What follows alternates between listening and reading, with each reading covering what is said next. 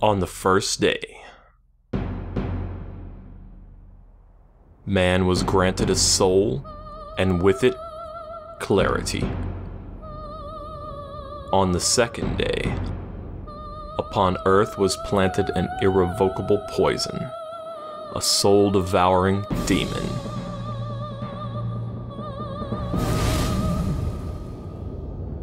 What's up, y'all? I am Marcus, also known as EMB, and welcome to Demons Chat. If you've seen Crushing Battle Chat before, then you basically have an idea what to expect. This is definitely by viewer request. I had so many requests to resume this style of play. If you haven't seen it, this is how it works. I'm going to play Demon Souls. I'll be making observations on the lore, I'll be making observations on the gameplay. I may also talk about other games or current events or anything.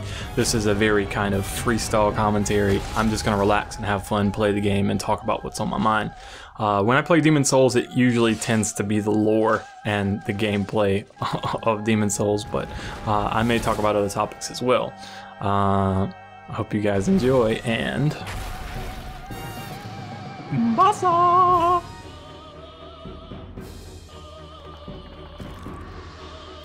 It's just water. It's good water.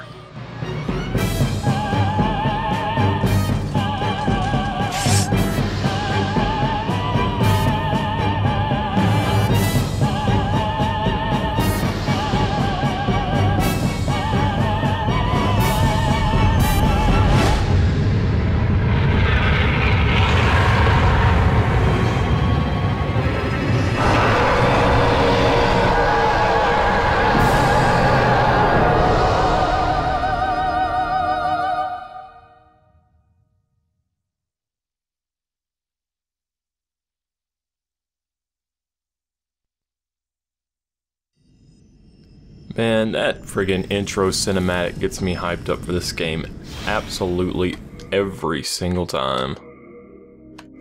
Alright, offline mode. I'm gonna bump the brightness up just a little bit. I think that'll do pretty good. Camera speed's good. Everything's good. Cool. Alright. Let's see, we are going to make a magic using character this time around. I've done Faith, I've done Melee, I've done all kinds of... We'll go with a female royal to start with. Let me put her name in. I think it's time for the return of Bait. Mrs. J.O. Bait, it's time. Head appearance. I normally don't mess too much with the appearances on Demon Souls because it's kind of difficult to get anything that looks even halfway decent, so I normally just dick around with it for just a second and then yeah, that'll be good. Yeah, that'll work. Updating save data. Do not turn off the system. Do not turn off the system. King Allant XII, by channeling the power of souls, brought unprecedented prosperity to his northern kingdom of Boletaria. That is, until the colorless deep fog swept across the land. Boletaria was cut off from the outside world, and those who dared penetrate the deep fog never returned. But Valarfax of the Royal Twin Fangs broke free from the fog and told the world of Boletaria's plight. That the old King Allant had aroused the Old One, the great beast below the Nexus, from its eternal slumber, and that a colorless fog had swept in, unleashing terrible demons. The demons hunt down men and claim their souls. Those who lose their souls also lose their minds. The mad attack the sane, and chaos reigns. Valarfax spoke of the enticing power of the demon souls. Each time a demon claims a human soul, the demon's own soul is invigorated by the life force. And the power of a mature demon's soul is beyond human imagination. The legend spread quickly. Mighty warriors were drawn to the accursed land, but none have returned.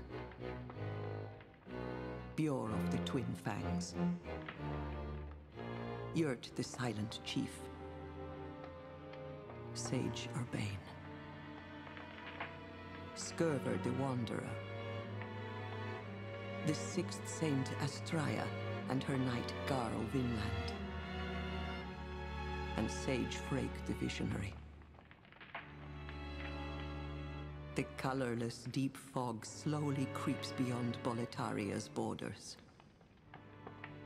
Humankind faces a slow and steady extinction.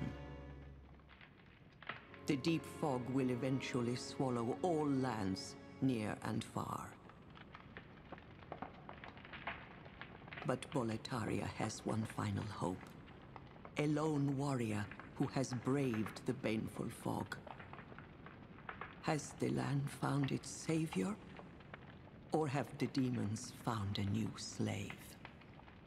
Maybe it's a little column A, little column B, baby. Celine Vidland.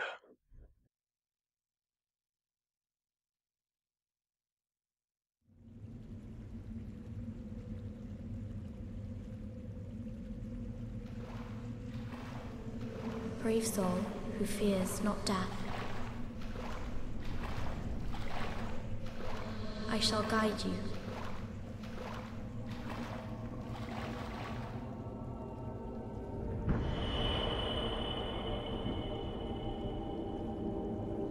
So that you may lull the old one back to slumber.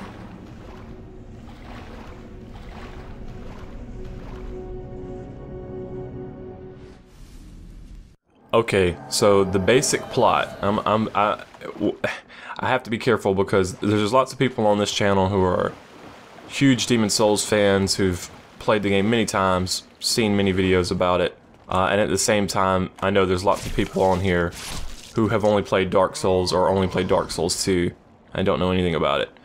We just saw the basic plot.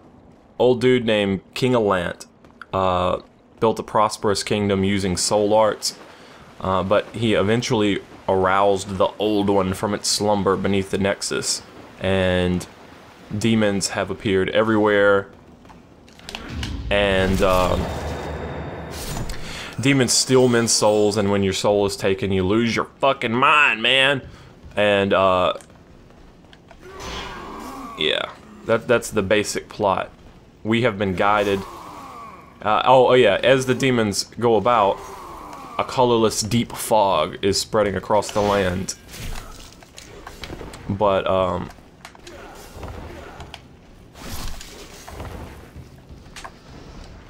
I'm always too fast on that one. I hate that stab attack.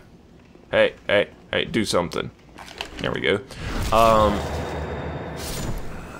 There's a colorless deep fog surrounding the entire kingdom of Boletaria, and so it's impossible to get in or out. Well, almost impossible. There's actually a fissure in the fog. It was that white... Come on, man. Man, I'm struggling. It was that white light that we saw, that we passed through. We had a voice guiding us through the fog. That was the voice of a character we'll meet pretty soon called the Monumental. The way the rest of the outside world knows about the goings-on here in Boletaria is because a character named Valorfax escaped and told the world what was going on, and he apparently escaped through that same fissure. And another character that basically we're pretty sure went through the fissure is named Astrava. We'll meet him later on as well.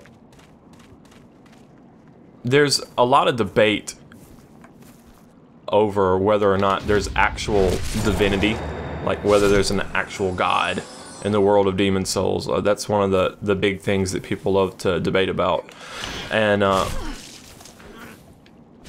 to me, the opening cinematic definitely seems to indicate that there is, because man was granted a soul and with it clarity, and then upon Earth was planted an irrevocable poison, a soul-devouring demon. Oops. I feel like that demon is actually referring to the old one. And as you think about the role of demons in the game, demons really represent a concentration of power. If you want to get all meta on it, demons really represent a concentration of power. You take the souls, you take the power of other people, and then you concentrate it in yourself, and over time, it's possible for a human being to transform into a demon.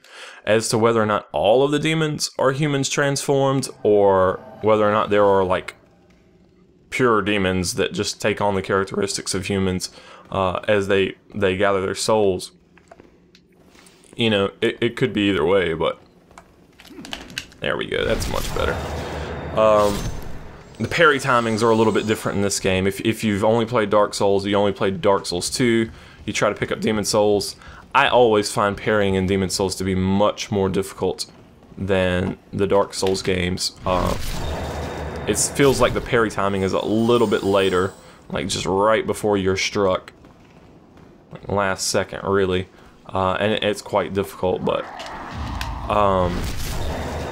yeah, I believe honestly this is one of my kind of interpretations of it, is that the old one very much has a place in the world, that if humans go all crazy with the soul arts, then he's kind of like nature's reset button.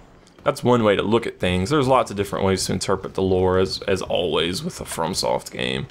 But yeah.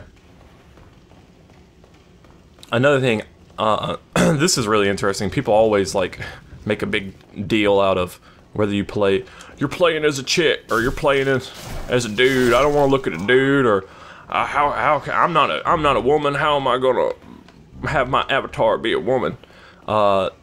Something that's really interesting to me, this whole phenomenon, I think there's basically two types of players when it comes to RPGs like this, and that is, one is the sort of player that sees the player character very literally to be their representation, an extension of themselves in the world, their avatar.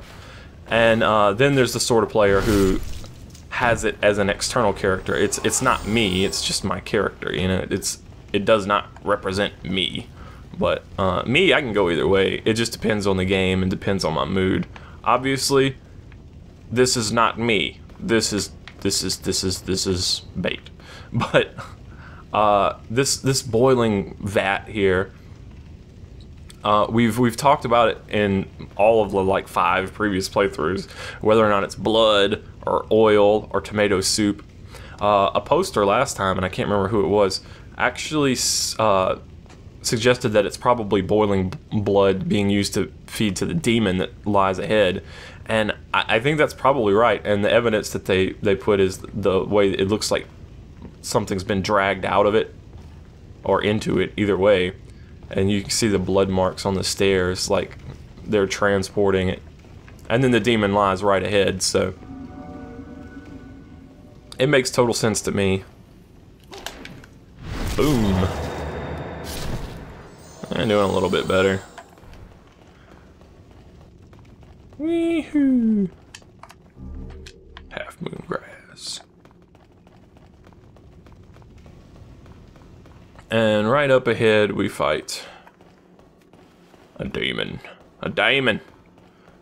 Starting a royal, really the only real damage output we have is our soul arrow here at the beginning.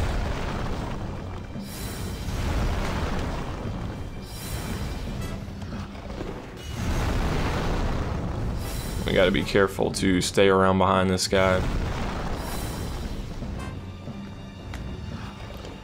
If you are completely new to Demon Souls, then you should know that you do not have to win this battle.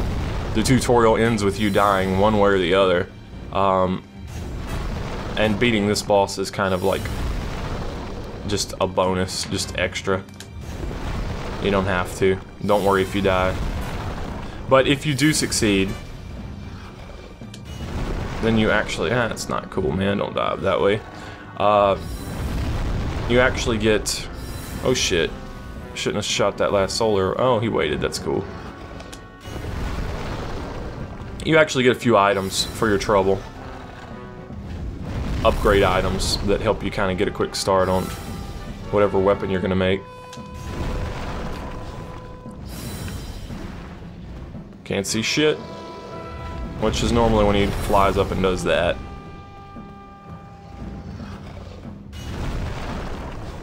The Royal that we started here actually starts with a couple of valuable items. And I guess I should also note that the main reason why I chose to play as a female character is because there's actually female-specific and male-specific equipment in Demon's Souls, and basically the female-specific weapon's pretty good. Pew pew! Pretty easy, pretty straightforward.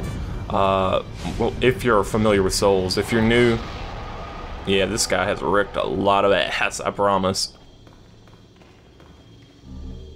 Grey Demon Soul. Let's go through our equipment real quick here.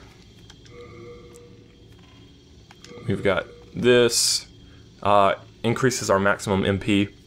Decorative piece is only given to the famous magicians of the distinguished Jormungandr family. So, are we from the Jormungandr family? Was it given to us, or have we found it along our journey? Don't really know. Nothing really specific there. The Fragrant Ring, an extremely rare, extremely delicate piece of handiwork, actually recovers MP. That's pretty useful. Other than that, we have... Oh, right. This, the Augite of Souls.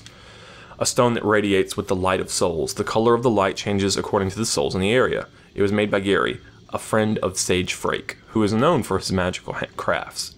Since it's light and easy to handle, it is widely used by travelers. Basically, not Frake, it's actually Gary that's known for his magical crafts. And that little glowing thing on our belt is our Augite of Souls. Really cool that you actually have a reason for the light that your character gives off in this game.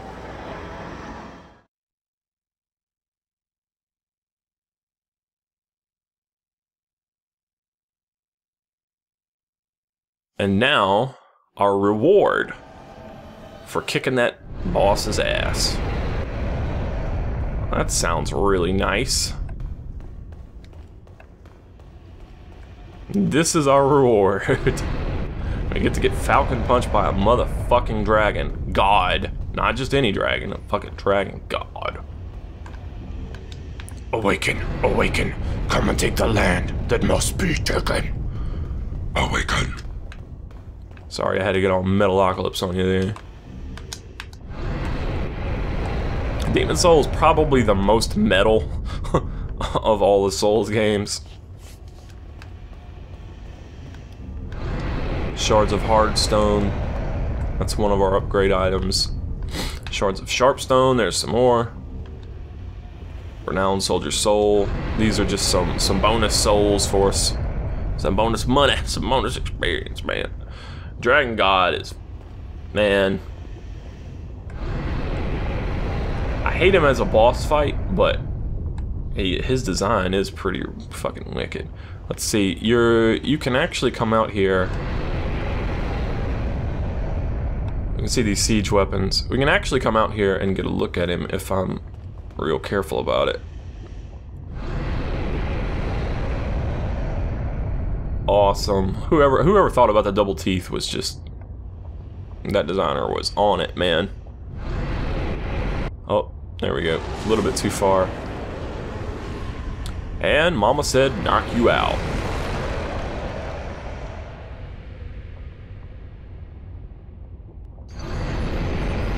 You died. However, the Nexus traps you. You shall remain in this world as a soul. Forever.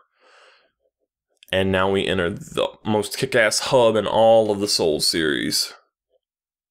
Of all time! All time.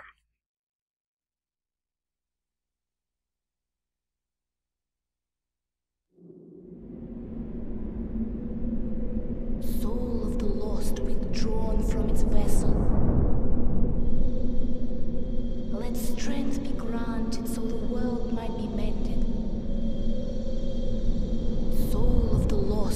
drawn from its vessel. Let strength be granted so the world might be mended. So the world might be mended.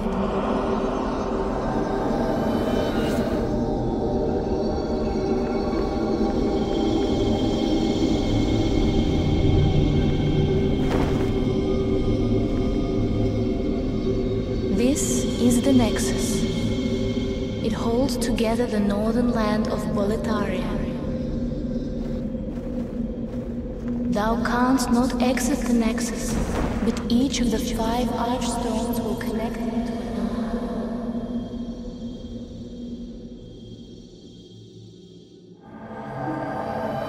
You have died, and the Nexus has trapped your soul. You cannot escape the Nexus. However, by capturing demon souls, you can reclaim your physical body. Nexial Binding. Alright, so this is by far the coolest hub. Fuck Majula. Fuck Firelink Shrine. I don't give a shit. This is the jam right here. This is it. But the next thing we need to note is this Nexial Binding. The symbol of those imprisoned in the Nexus. Having this ties you to the Nexus. Even if you lose your physical body, you cannot die, and your soul remains trapped in the Nexus. Gameplay-wise, this is how you can warp back to the hub.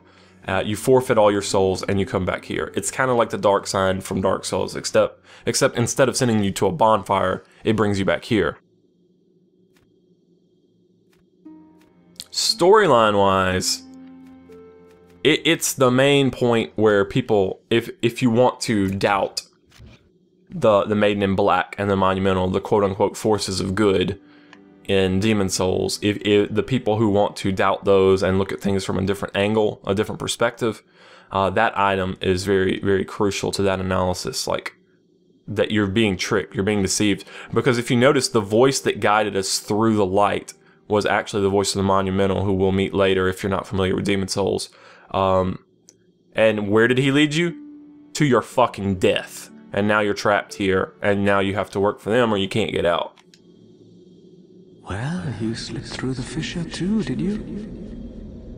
You came for demon souls? Or to save this land and be remembered as a hero? Hunting for demons? Try one of the Archstones. Now, go. That is why you came, is it not? To this accursed Boletaria? Oops. Gotta be careful with R2. Just sit back and take it. That's what she said. Woo! Come on, dude. Alright, talk to me. You came for demon souls? Or to save this land and be remembered as a hero? It's all the same. You're just another prisoner of the Nexus. We're welcome here, as long as we keep slashing up demons.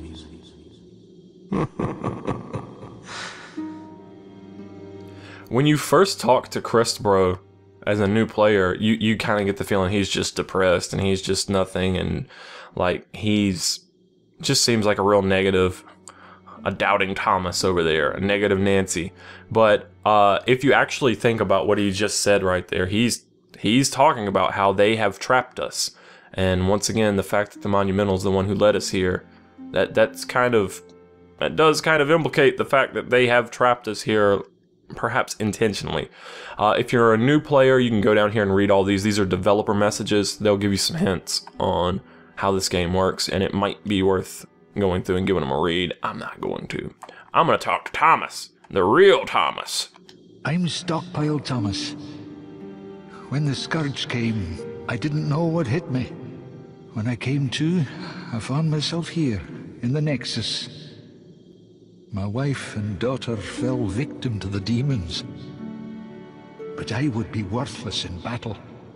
At the very least, I hope to lend my assistance to you brave slayers of demons. I would be happy to lighten your load and look after any excess baggage.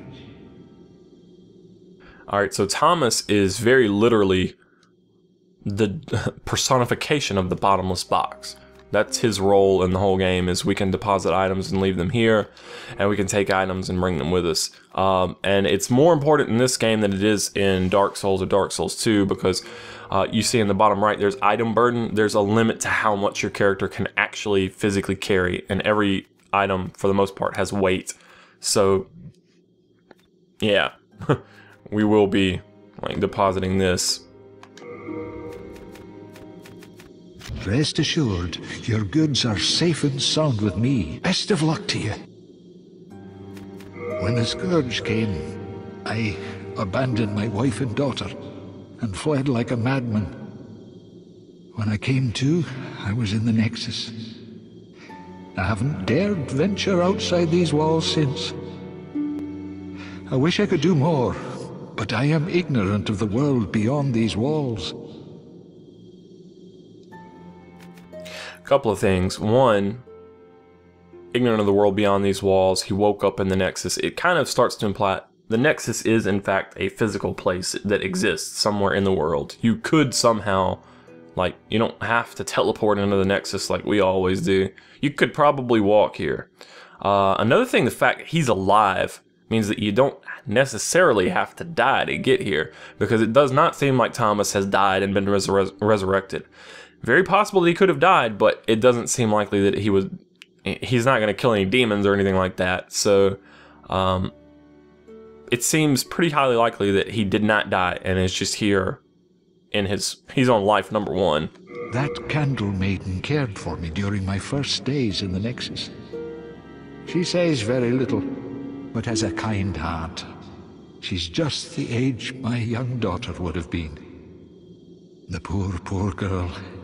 Trapped here with her eyes occluded by wax. If only something could be done to help her. Best of luck to you. And that's kind of our best indication of how much time has passed since Boletaria has fallen to ruin. He says that's the age his young daughter would have been.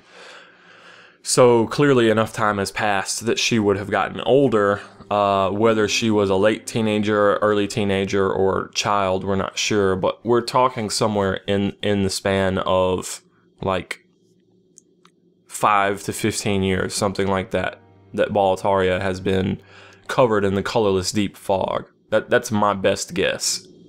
You new here? Do you hear from our services? My name's Baldwin, just an ordinary blacksmith. It's simple. Just bring me all the souls you can. In trade, I'll give you weapons, or forge ones you already have. With your souls, I can eke out a living, and with my weapons, you can go on living. Not a bad deal, huh? On the back side of his arm, you can start to see some scales forming. Perhaps you've already heard, but there's another blacksmith at the entrance of Stonefang Mine. He's an eccentric old man, but he knows his trade well. He's the only sane one left in a town of soul-starved men. If you do meet him... yeah, well, forget it. That stubborn old ne'er-do-well will just ignore you. There aren't enough blacksmiths in this temple to handle all the work. Only certain ores can be used to forge weapons, but you'll just have to make do. And be thankful that I'm still of good health. No interest, eh? I can tell you're not gonna last long here. So those scales that he's got on the back of his arm, it's not really clear if the scale miners that we're going to meet later are a completely different race, or if that they've become that way over time due to exposure to ore or whatever, or perhaps exposure to the demons. But he's showing signs that he's either half scale miner, half human, or else he's a human that's developing the scales as well, as well. Oh my. How has this happened? Has God abandoned us for failing to show proper respect to King Allant? Oh, Umbasa. Oh, Umbasa. What up, Umbasa chick? Oh, Umbasa. Yeah, that's what I'm talking about right there. She likes to get her own boss off. Alright, and notably conspicuous by absence is the Maiden in Black. The Candle Maiden. The next time, I'm going to try to keep these 30 minutes long. That's what people have requested, and I'm going to try to upload 2 videos at the same time so you can pick your poison. But a huge stone castle in the heart of the northern kingdom of Boletaria. Hungry soldiers whose souls have been stolen by demons attack trespassers, and terrible dragons nest there. And that is where we will go next. I will catch you guys next time on Demons Chat. Later. Let strength be granted so the world might be mended.